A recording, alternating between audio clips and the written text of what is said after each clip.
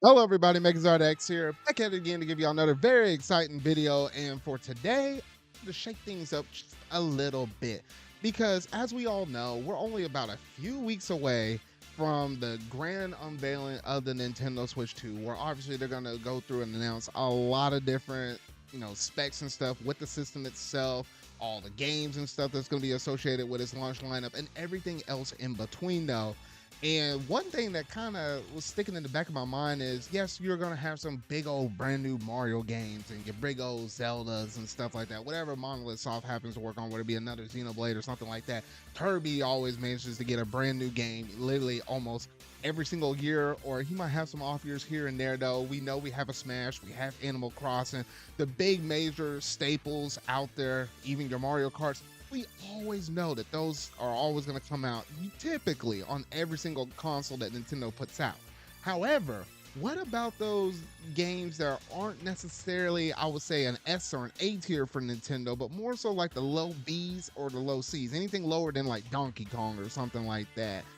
And that's one thing I started to think. I was like, man, there's been some Nintendo franchises that been missing in action, like literally going MIA. And we hadn't had a lot of stuff associated even with those particular franchises, even in the Switch generation itself, though. So in today's video, I just wanted to go through and just talk about all the games, just three of them in particular, that I really want to see brand new entries for in their respective series.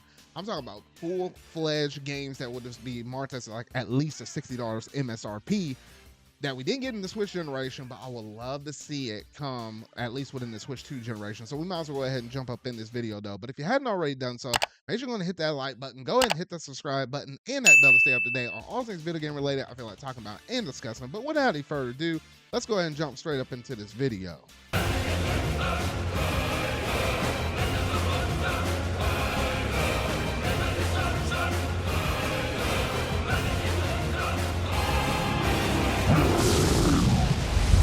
All right, so to kick this series off, let's go ahead and talk about franchise that I find really beloved. Nintendo's been kind of pushing it at least a little bit, but they still have not given it the proper full love of a brand new game that you can just buy out from a retailer. And I'm talking about F-Zero. Now look, I think in comparison to what I'm about to mention with this game series versus the other two I'm going to mention here in just a bit, I mean, yes, it has a little bit more stuff going for it, thankfully.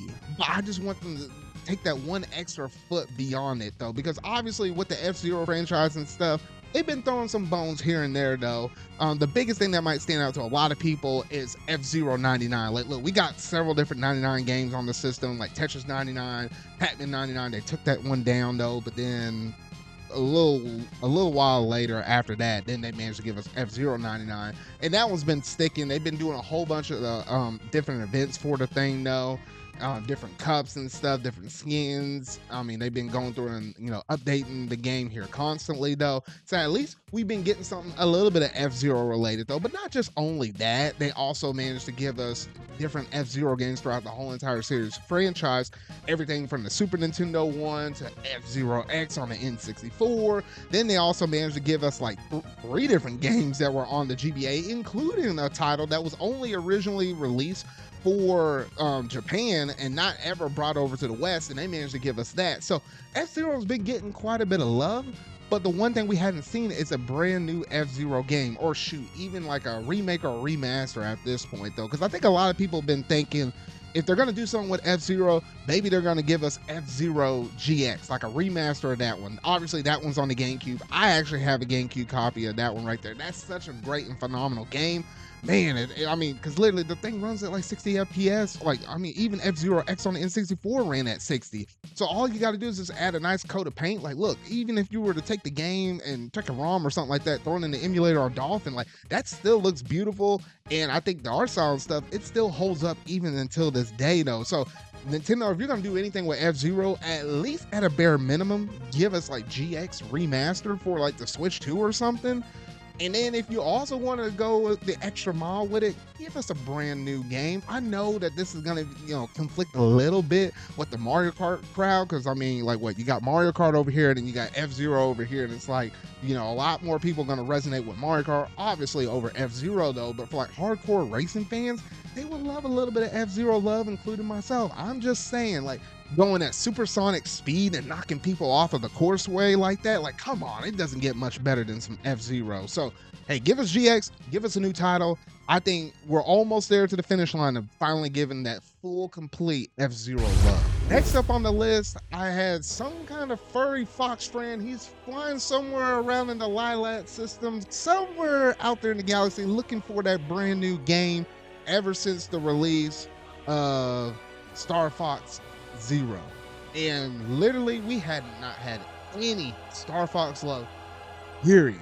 The closest thing we might have gotten was the release of Star Fox 64 for the NSO app with the expansion pack, and that's literally it. Unlike F-Zero that managed to get a lot of games brought over to like the NSO service, like that is it for Star Fox though. And I know the people over there at Nintendo is kind of looking at each other, kind of scratching their head. It's like, you know what in the world are we doing over here? Like I bet you they've been sitting on some ideas for the longest time, thinking of, hey, we got to have something brand new, something flashy, or something extremely incredible in order for them to actually warrant putting out a brand new Star Fox game. Look, don't get me wrong, like Star Fox 64 has released numerous times ever since from the 64, and then they did like remasters on the 3DS. Obviously, you can pick it up on Virtual Console on a few different consoles from, you know, everything dating back from the 64 on up. And it's like, it's like there's only so many different ways how they can release Star Fox 64, and even with some other games that came out, they just kind of repeated the same formula that you normally get in Star Fox 64. I'd say the only ones that felt really unique is Star Fox Adventures, which we ain't gonna talk about that. And it's like that ain't no Star Fox game. But more commonly, Star Fox Assault. Now that is a game right there on the GameCube where, hey, look, you're able to jump out of the pilot suit, shoot up on land. Obviously, you can fly in you know, in your R-Wing or whatever, though, drive around in the Landmaster or whatever. Like, you were able to hop around in different vehicles like that. I think Star Fox Assault took that level of what basically a Star Fox game should have been from Star Fox 64 and progressed it on. So I think if they were to take some elements from that GameCube title and incorporate that with obviously brand new HD coat of paint and stuff, and incorporate that within modern times, I think there's potential laying out there. Like, it doesn't take too much more, honestly, to do on top of that. Obviously, you just gotta have a great, you know, you gotta have a great story behind it, though. Nothing too crazy, but just enough to kind of keep the thing going. Obviously, you gotta have all your great, phenomenal voice acting up in there, and then obviously the controls gotta be a little bit more tighter than like than Star Fox Zero, because I know that was crazy because you're moving around on the gamepad, and that had the most precision up on it versus when you were looking at the TV, it was off by a little bit. It kind of gave you that R-Wing kind of feel like you were in the cockpit though, but I mean, putting the execution, it just wasn't as good as what they probably were thinking and banking on though. So I know a lot of people, there are some Star Fox fans out there though. I think we're due for something on the Switch 2, considering how we went almost the whole entire Switch generation and didn't have anything Star Fox related though. So here's hoping y'all fans, y'all can get a little bit of love right here. And last on my list, this one, I think this is like my most high in the sky wish in terms of just low tier characters from Nintendo that I just want to see some kind of revival. And I put it in numerous wish lists and hope and dream in my predictions videos or whatever when it comes to an upcoming direct. And yes, I'm talking about my dude with the angel wings himself, my boy Pit with Kid Icarus. Like, what on earth is Nintendo thinking of right now? Because literally, I know there's only like 3 different games in this whole entire series. The 2 titles that were on the NES, and you jump all the way over to the Nintendo 3DS and you had Kid Icarus Uprising. I will still stand and die on that hill. I think Kid Icarus Uprising is like literally one of the best, if not the absolute best, Nintendo 3DS game, period, point blank. Yes, I know the controls were crazy, they were wild. I mean, yes, you were holding, you know, one console with one hand. I was literally having it on my knee. And look, I write with my left hand, not necessarily with my right hand though, but with my left hand though.